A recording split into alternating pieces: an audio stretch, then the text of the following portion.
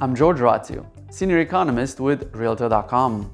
What a week we've had. From record-shattering temperatures in the Pacific Northwest to declining jobless claims, and from rising consumer confidence to record-high listing prices, the data keep highlighting an unusual summer of transition to a new normal. Manufacturers have plenty of orders to keep them busy for a while. However, as we learned in the past 2 weeks, wholesale prices rose sharply and global supply networks remain hampered. The ISM Manufacturing Index showed solid growth but illustrated ongoing challenges. As companies embrace the hybrid work model, the outlook for office properties remains cloudy.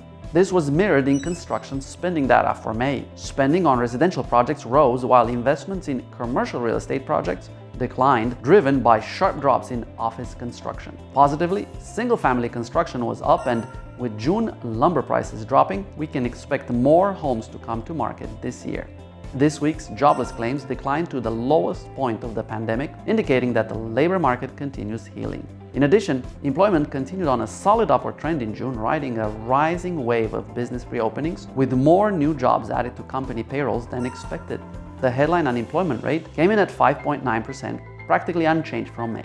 With signs of economic growth multiplying, consumer confidence jumped in June to the highest point since the pandemic started. Americans are ready to move on to a post-pandemic life.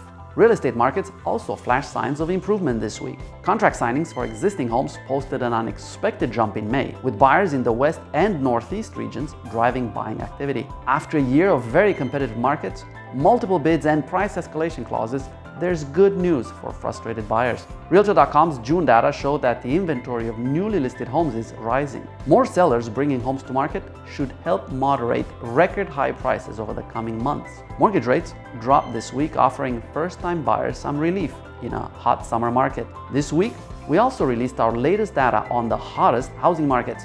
What's trending?